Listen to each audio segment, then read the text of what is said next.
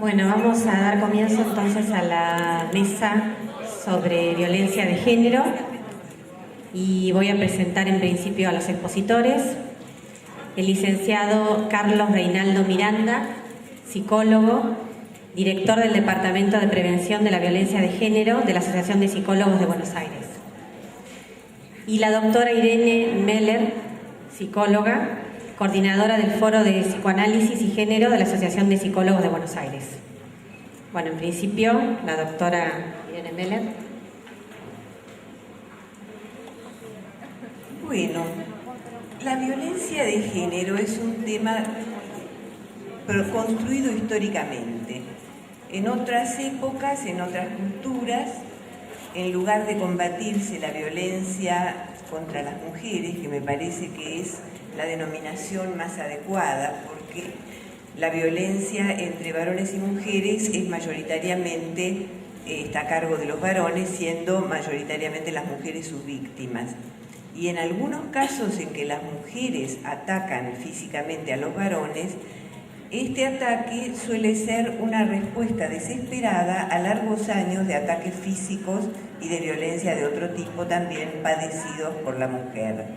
De modo que básicamente, desde mi perspectiva, más que violencia de género, yo denominaría a esta tendencia y a esta situación que está siendo construida como objeto de estudio y de atención en la actualidad, violencia contra las mujeres.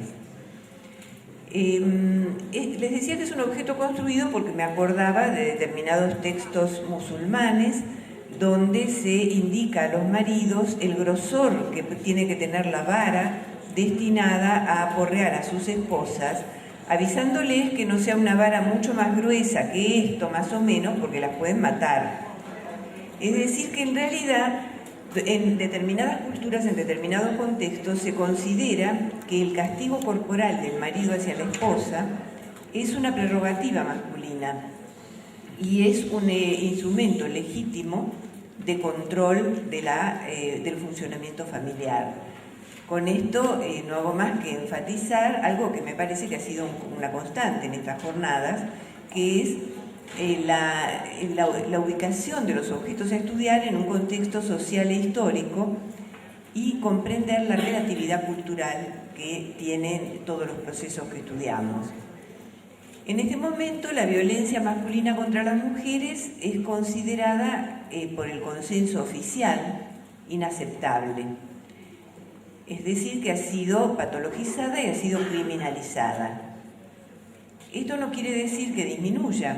Por el contrario, el cambio que existe en la actualidad en la condición social de las mujeres posiblemente la haya incrementado. Esto en realidad es una afirmación presuntiva. No puedo asegurarlo porque no hay estudios históricos y datos secundarios confiables respecto de la violencia en otros lugares, en otras culturas o en otras épocas. Por ejemplo, la epidemia que hemos tenido de incineración de mujeres, es decir, de echarles alcohol y quemarlas, en realidad es una práctica muy habitual en la India, cuando una novia se casa y la familia no termina de pagar la dote. Entonces parece que durante una época, por lo menos y no hace mucho, había sido muy frecuente tirarle queroseno y prenderle un fósforo. Es decir que verdaderamente, ¿se pueden callar, por favor? Es muy molesto estar hablando con gente que habla en voz alta.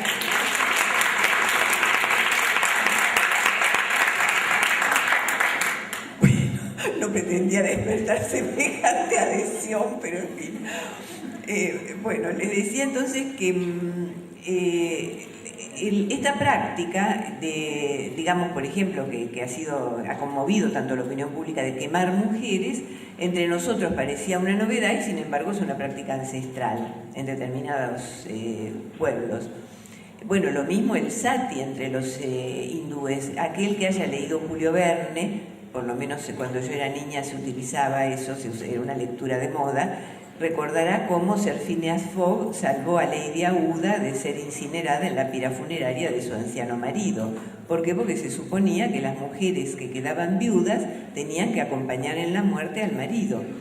De modo que, como ustedes ven, es un proceso histórico el hecho de que haya sido considerado inaceptable y por lo tanto criminal golpear, asesinar, matar a las mujeres. Pero en eso estamos en esta situación y entonces tenemos que ver qué recursos teóricos disponemos para entender esta cuestión. Porque lo que hay es una enorme panoplia de recursos, de políticas públicas destinadas a combatir la violencia contra las mujeres. Hay aparatos del Estado bastante aceitados y tal vez insuficientes para la necesidad, pero muy nutridos dentro de lo que ha sido la acción estatal, destinados a prevenir la violencia, a penalizar a los victimarios, a proteger a las víctimas. Es decir, tiene que haber más, pero me refiero a que se ha montado en muchísimos países, incluso en el nuestro, una serie de programas de gobierno destinados a atender esta cuestión, que parece se ha convertido casi en el foco, digamos, de los estudios de género y de la preocupación de la gente que trabaja en el campo del género. Lo que no tenemos demasiado son herramientas teóricas para entenderlo. Yo, por ejemplo, he realizado, y eso les quería comentar, como una revisión de un discurso con el que muchos de nosotros trabajamos, que es el discurso psicoanalítico al respecto. El discurso psicoanalítico respecto de la violencia es muy violento. Freud tiene dos trabajos sobre este tema, básicamente. Uno es Pegan a un niño y otro es el problema económico del masoquismo. En Pegan a un niño es un trabajo prolongado que por razones de tiempo no les voy a exponer detenidamente, lo pueden rever, pero lo que me interesa destacar de este trabajo es que Freud establece una asociación entre la fantasía de flagelación acompañada de excitación sexual y los deseos eróticos de los niños hacia el padre. En las niñas, el deseo erótico hacia el padre respondería a una meta sexual que él califica de normal. En los varones que manifestaban excitación sexual que acompañaba a fantasías de flagelación, hablaría de una tendencia homosexual.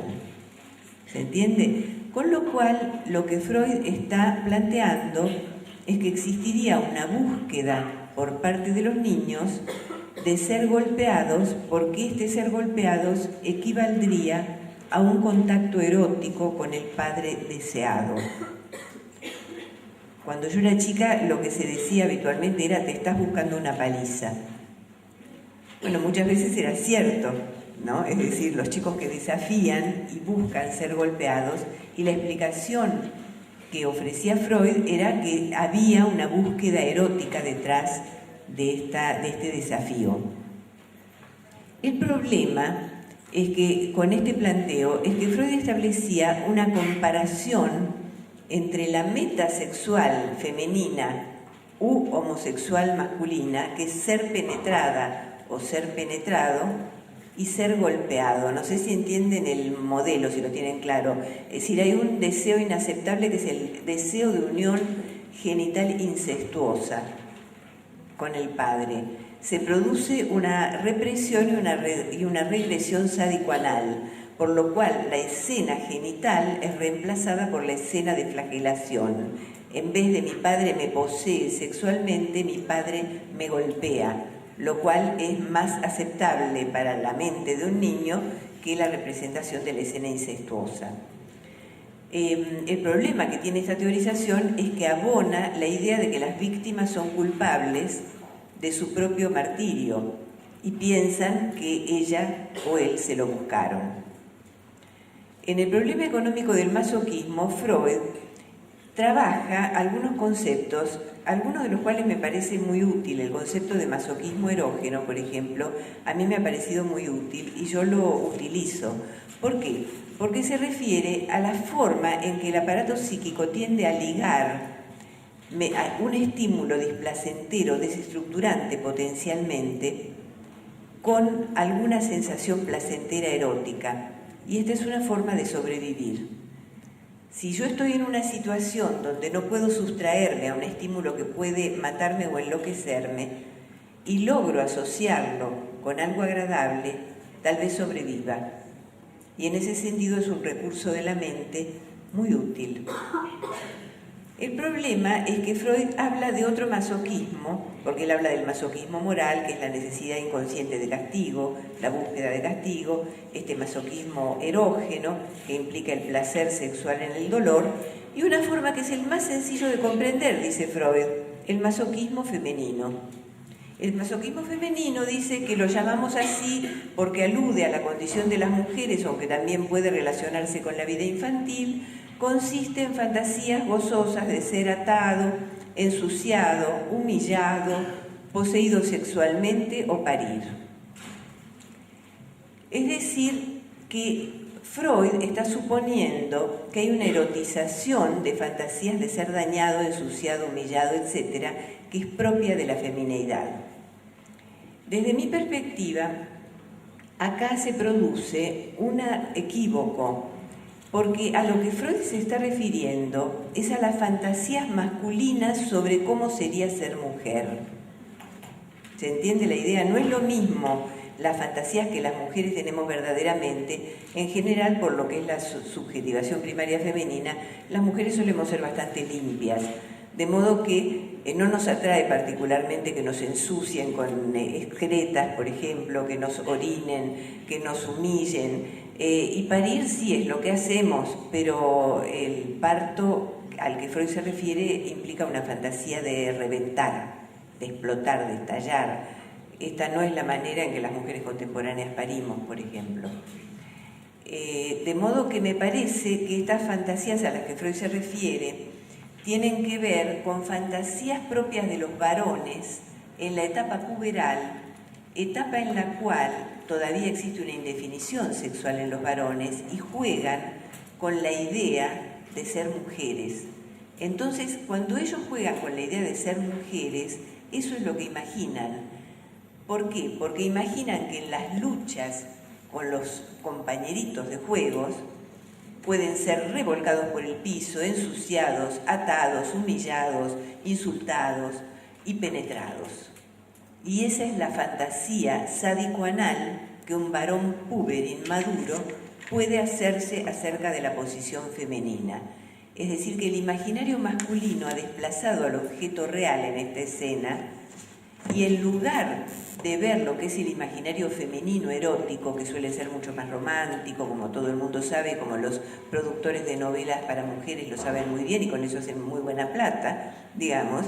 Es decir, las novelas para mujeres no consisten en secuestran, la atan, le hacen pis encima, la untan con caca y le dicen cosas horribles. No, las novelas eróticas para mujeres, digamos, hablan de romance, regalos, cosas agradables, ¿se entiende? ¿Por qué? Porque ese es el erotismo predominante entre las mujeres. De modo que acá hay una fantasía erótica homosexual masculina, homosexual en el sentido de varones inmaduros que todavía no han definido su orientación sexual. Por eso yo personalmente no acepto el concepto de masoquismo femenino, me parece inaceptable, y en cambio he propuesto otro concepto que denominé erogeneidad de subordinación. ¿Qué quiero decir con esto? Quiero decir que cualquier sector de sujetos vulnerable y sometido a abusos o torturas, que pueden ser migrantes, niños, ancianos o mujeres, para dar ejemplos, puede eventualmente utilizar el masoquismo erógeno para sobrevivir a situaciones potencialmente desestructurantes y desarrollar esto que llamo erogeneidad de subordinación. Busco asociar algo agradable con esta cosa insoportable, así no enloquezco y no me muero. Y esta erogeneidad, esta coexcitación erótica, puede ser responsable de algo que en la exposición anterior de Carlos fue tan notable y que era la insistencia demoníaca en la repetición. Es decir, en los casos que vos presentaste, se veía la repetición como seguía y seguía, y era una cosa realmente desgarradora ver cómo personas que salen de una situación, salen de Guatemala y caen a Guatepeor, ¿no? Es decir, ¿cómo se repite? Bueno, mi hipótesis, digamos, que ofrezco para este campo es que en parte el desarrollo de esta coexcitación erótica en situaciones traumáticas tempranas favorece la compulsión a repetir y las elecciones reiteradas, por ejemplo, de partener dañinos por parte de mujeres que han sido víctimas de abuso o violencia. Esta es una vertiente para entender lo que es la vertiente pulsional. Existe otra vertiente que tiene que ver con la vertiente identificatoria ligada con el narcisismo. Jessica Benjamin plantea que solo las personas aceptan someterse a malos tratos cuando estos malos tratos implican la identificación con una figura idealizada. Ahí viene el chiste de Caperucita que les contaba antes. Se entiende, Caperucita podría aceptar ser la señora de Feroz, porque aunque sea feroz, el lobo es muy fuerte. Esto se ha observado hasta en la escala zoológica, con los pajaritos que se quedan hipnotizados delante de la serpiente que abre la boca para comerlos. Y ellos podrían volar, pero sin embargo se quedan quietos y la serpiente los devora. Es la tendencia a formar parte de una entidad más poderosa. Hay una película que se llama Entrevista con el vampiro y hay un periodista que busca entrevistar a un vampiro y ocurre lo previsible, el vampiro lo desangra, ¿no? Y el vampiro le dice: ¿realmente deseas ser comida de los inmortales? Esta frase estremecedora, que creo que la dice Tom Cruise o Brad Pitt o algún vampiro o hermoso así de Hollywood, digamos, alude a lo que es la vivencia psicológica de un ser desprovisto de poder o con muy escaso poder que busca ganarlo a través de integrar una entidad mayor, entregándose y diluyendo su sí mismo en el otro. Esta identificación con una figura idealizada, poderosa, es lo que de algún modo sostiene desde la vertiente del narcisismo la perseverancia de muchas mujeres en situaciones de las que deberían huir para proteger su integridad, su sanidad y su vida. Jessica Benjamin utiliza una metáfora, ella recuerda una escultura que representa a Dafne y Apolo. Representa al dios agarrando a la ninfa, porque ustedes vieron que la erótica griega consistía en una violación. Si ustedes toman grecorromana, digamos, si ustedes toman Ovidio, por ejemplo, cuando habla de que se consuma un romance, no habla de la amó, se amaron, se unieron, no, se consumó la violación de fulana. El modelo era la violación y la metáfora que usa Ovidio es violación. Entonces aparece Apolo haciendo a Dafne, que era una ninfa, y Dafne levantando los brazos y transformando su piel en una corteza áspera, porque la leyenda dice que Dafne se transformó en un árbol para huir del asedio del dios. Y Jessica Benjamin dice: ¿cuándo dejará de repetirse esta tendencia tan dolorosa de alguien luchando por entrar en otro y ese otro luchando por desasirse y salvarse? ¿Cuándo se logrará un contacto humano, erótico, placentero, que no implique violencia? Bueno, yo no sé cuándo. Estas fueron algunas ideas aportadas para empezar a pensarlo. Gracias.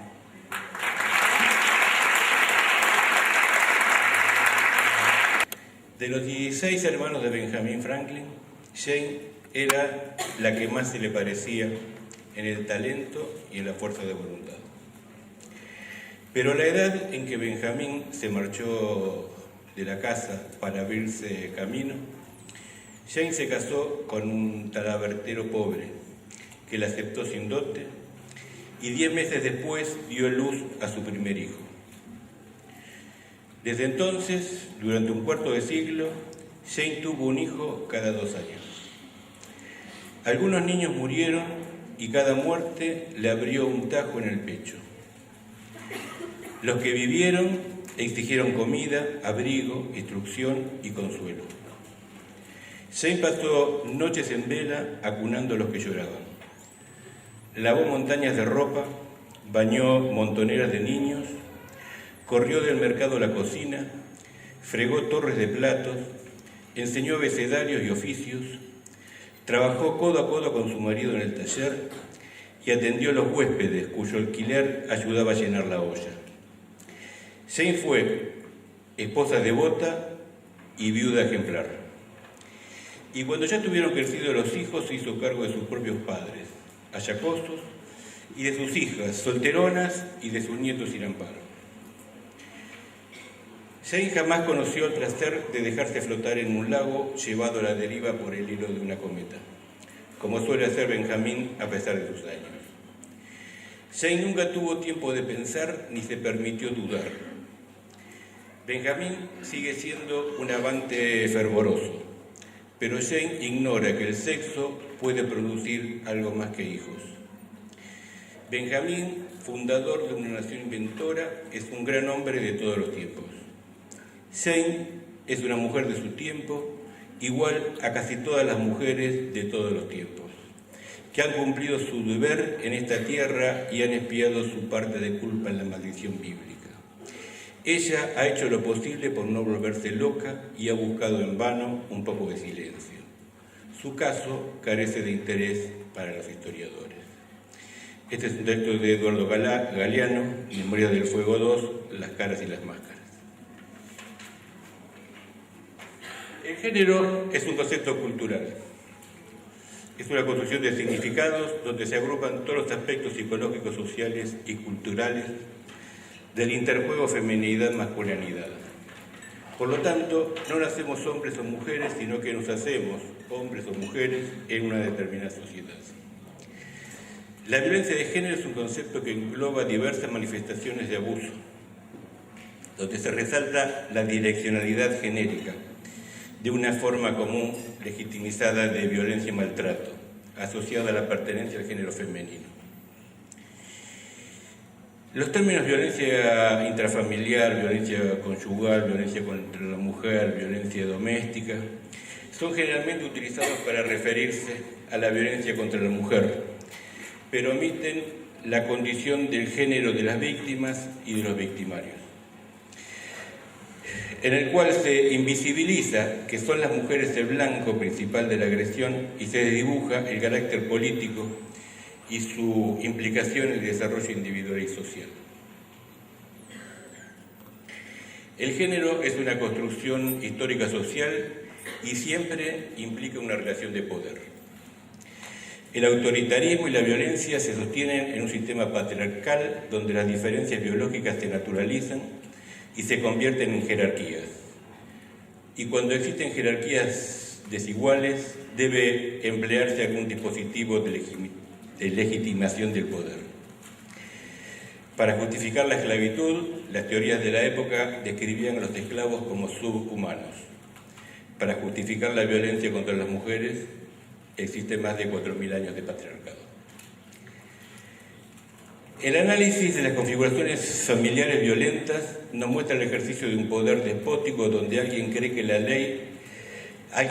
encarna la ley en lugar de someterse a ella, con lo cual se asume en el lugar del amo. La violencia de género constituye uno de los ataques a los derechos fundamentales más esenciales de las personas. Representa un ataque al derecho a la vida, a la integridad física, al libre desarrollo de la personalidad, a la libertad, a la seguridad, y supone además una agresión contra todos los principios básicos de organización social: la protección, el cuidado, la infancia. Se entiende como violencia intrafamiliar todo aquel tipo de violencia que tiene lugar dentro de la familia, ya sea que el agresor comparta o haya compartido el mismo domicilio, y que comprende, entre otros, la violación, el maltrato físico, psicológico, el abuso sexual y las amenazas de tales actos. Es la que tiene lugar entre personas relacionadas afectivamente por lazo de parentesco, como son marido y mujer, contra los ascendientes y descendientes, o contra menores que viven en un mismo hogar, e incluye la violencia física, sexual, psicológica e incluso emocional.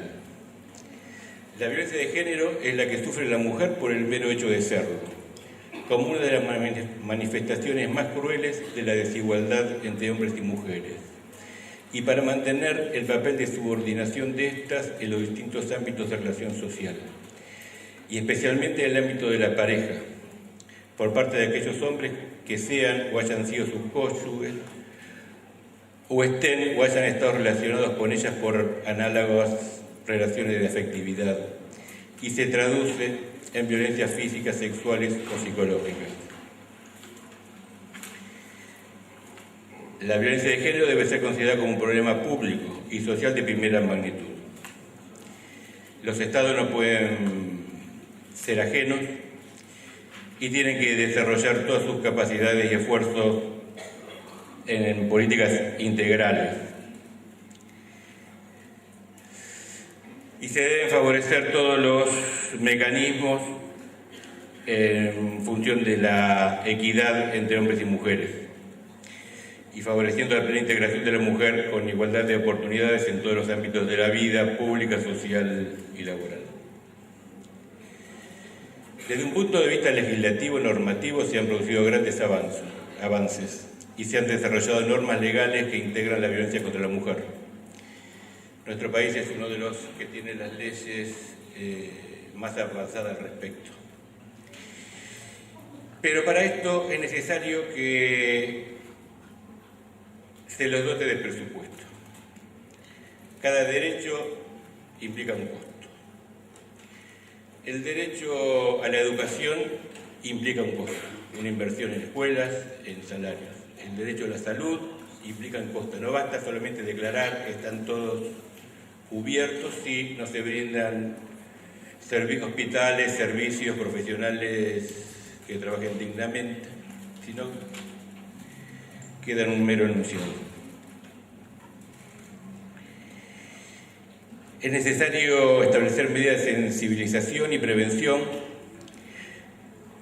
cobrando especial importancia a la referida al sistema educativo y a los medios de comunicación, cómo se tratan las noticias, y en el ámbito sanitario. Profesionalizar a todos los agentes en las distintas fases de violencia.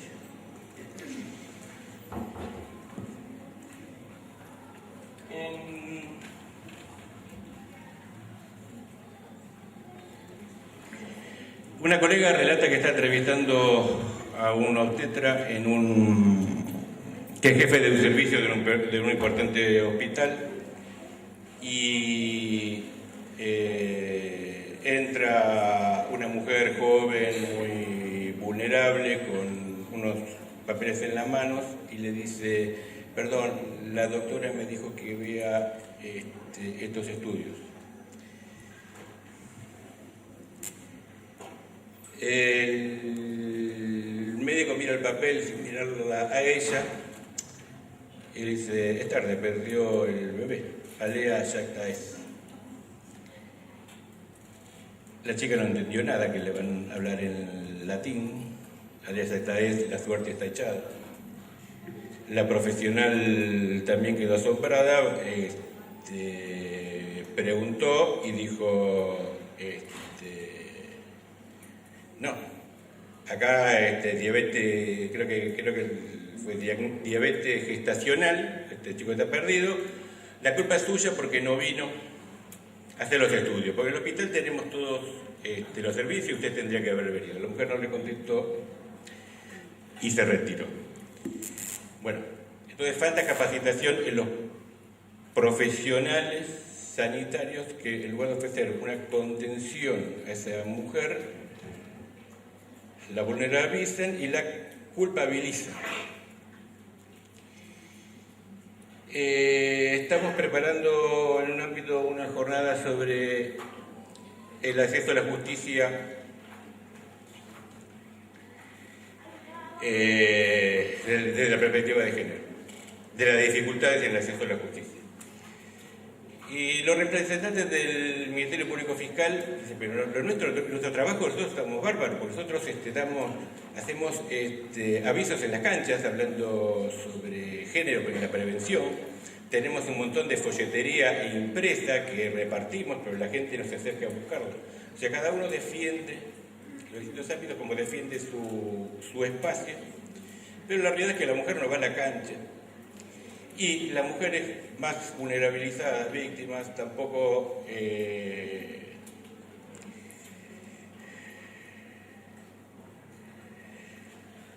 a ver, una paciente está contenta porque dice, estoy leyendo un libro. Es el segundo libro que estoy leyendo, justamente un libro de Galeano, el libro de Sabrazo, porque son todos textos cortitos. Entonces no es suficiente preparar grandes escritos, grandes folletos, hacer una inversión que la gente no va a leer, o hacer propagandas en lugares donde las mujeres no van a ir.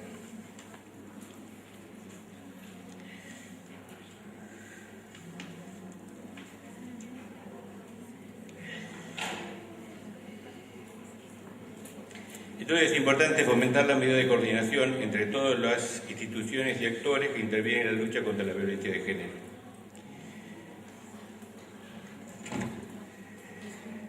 Y establecer leyes que permitan una tramitación más ágil y con menor costo de victimización secundaria posible. Y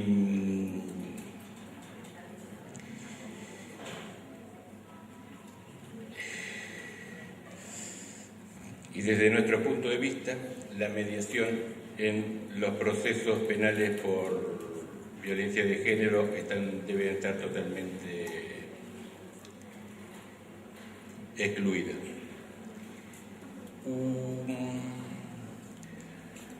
Una colega que trabaja en una obra social en la Gran Buenos Aires, en Quilmes, atiende a una mujer que fue separada de su hija. La hija tuvo la relación con un hombre, cuando se embarazó él se fue. La hija tenía 4 o 5 años, él vuelve, intenta retomar la relación, como ella no quiere, él se presenta a la directora del jardín y hace una denuncia de abuso de la niña por parte de la madre. La directora avisa al juzgado, el juzgado saca a la nena, la interna y le prohíbe la visita. El padre nunca se hizo cargo, lo único que quería era hacerle daño a la mujer que lo había rechazado. La nena comenzó la escolaridad dentro del instituto y recién ahora, 2 años después, el juzgado está haciendo entrevistas de revinculación. Ellos mismos dicen, nos equivocamos. ¿Quién paga el costo?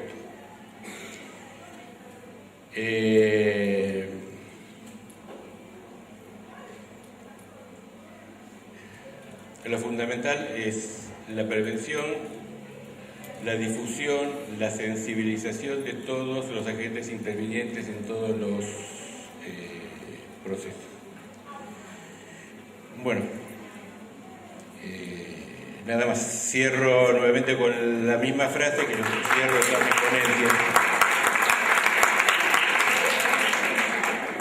donde lo único que necesita el mal para triunfar es que los hombres buenos no hagan nada. Gracias.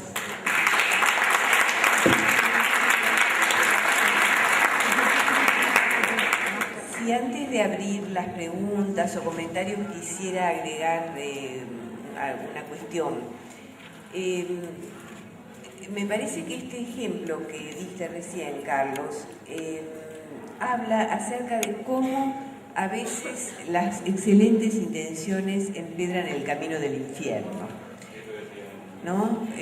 Porque efectivamente los programas estatales, muchas veces bien intencionados, que buscan verdaderamente sancionar la violencia contra las mujeres y la violencia familiar, generan situaciones de victimización porque no comprenden la complejidad del conflicto. Es decir, la forma en que al interior de una familia en conflicto puede haber manipulación, distorsión, denuncias genuinas mezcladas con falsas denuncias, mezcladas con exageraciones, y cómo muchas veces lo que ofrece el Estado como alternativa, que es la internación en instituciones, es peor a veces el remedio que la enfermedad. Yo no digo que yo tenga la solución. Muchas veces hay situaciones que son tan difíciles que es dificultoso encontrar cuál es la mejor estrategia. Pero no siempre la sanción ritualizada o automática ante una denuncia y el aislamiento del menor o de la mujer del núcleo del conflicto es la respuesta exactamente adecuada. A veces se requiere una intervención que dé lugar a la comprensión más compleja de la subjetividad. Y por último quería terminar comentándoles también un aporte de Jessica Benjamin, que es una analista que yo aprecio mucho su obra y que, como les comenté, va a estar en las jornadas que vamos a hacer en el foro, porque viene a Chile a un congreso de psicoanálisis intersubjetivo y pasa de visitar a Argentina.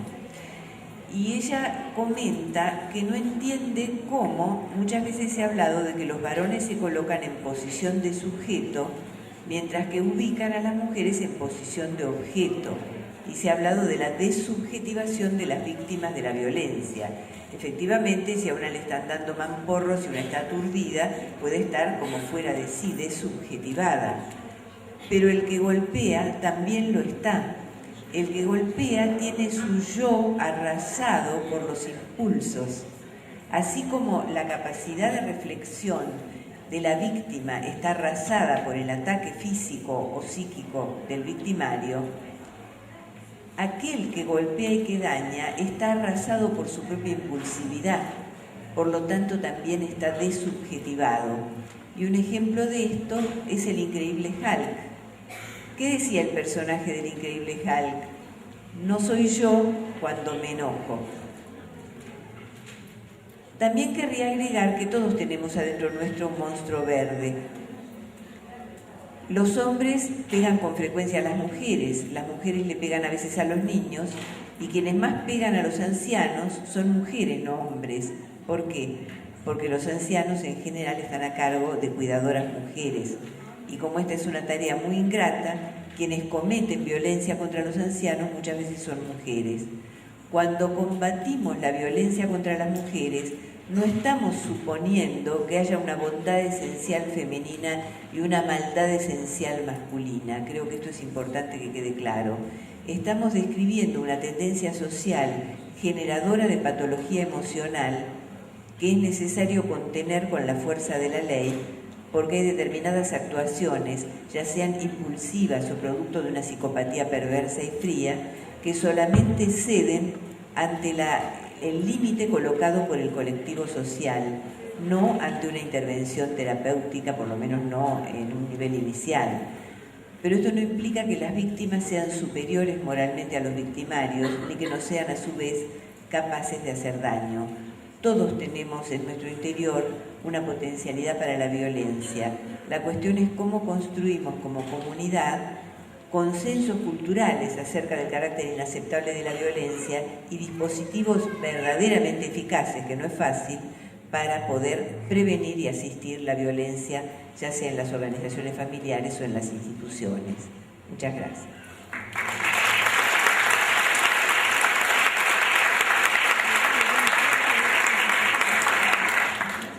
Bueno, ahora abrimos un espacio de preguntas o comentarios.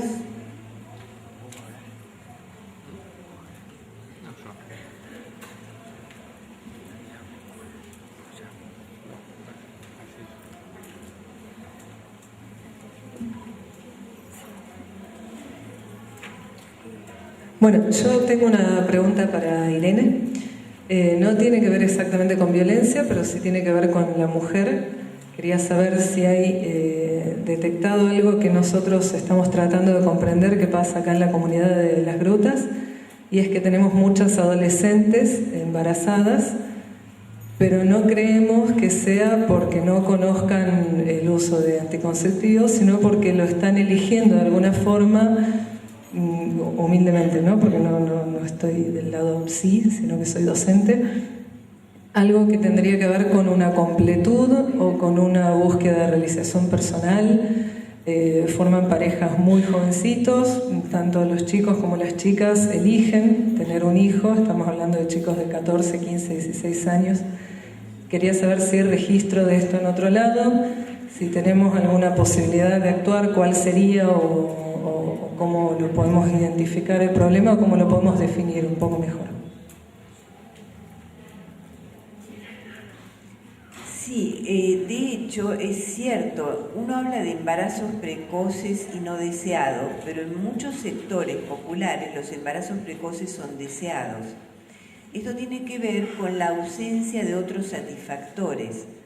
Cuando un sector poblacional ve bloqueada la posibilidad del acceso a otras fuentes de satisfacción a través de la educación o a través de la inserción laboral, del despliegue de las propias capacidades, el único vehículo que se encuentra para ingresar en un estatuto adulto y adquirir alguna valoración o dignidad es pasar al estatuto de madre. Y la madre joven soltera es idealizada en los barrios populares, no solamente acá en Las Grutas, sino en muchísimas localidades. ¿Cómo qué? Como la última frontera contra el desamparo. Como que ese niño que llega al mundo en total situación de desamparo, sin su madre joven, inexperta y desvalida, que se esfuerza y le brinda cuidados sin tener recursos, moriría. Y en los grupos que se hacen con las jóvenes y adolescentes en los barrios populares, aparece esa idealización de la madre soltera, de la madre joven sola, como eso, como el reservorio de la solidaridad social. Ahora miren ustedes qué ironía, porque en realidad no es responsabilidad de la madre la sobrevivencia y el cuidado de ese chico, sino que toda sociedad tiene que velar por lo que se llama su reproducción generacional. Cuando no existen dispositivos colectivos que se hagan cargo de la reproducción generacional, se produce la forma más desagradable de privatización, que es, digamos, reenviar a lo privado, reenviar al actor social más vulnerable la responsabilidad de que los niños no mueran.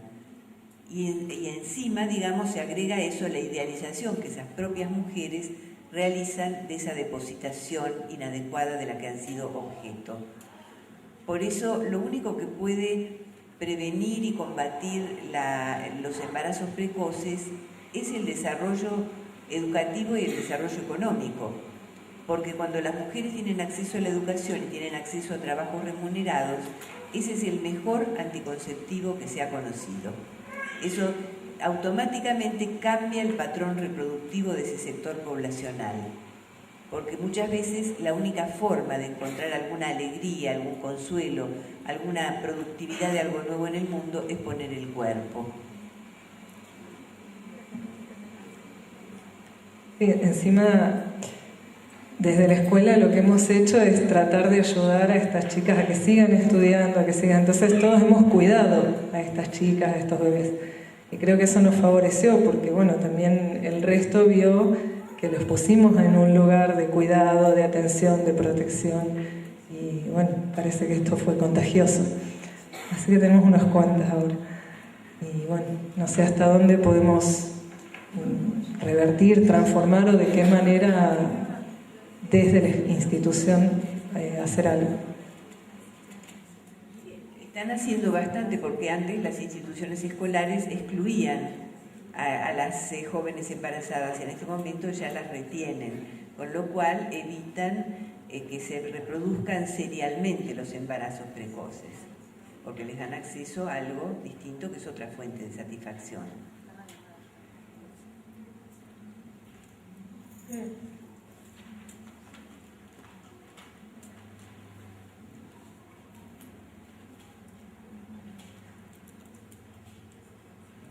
No sé si hay alguna otra pregunta, comentario.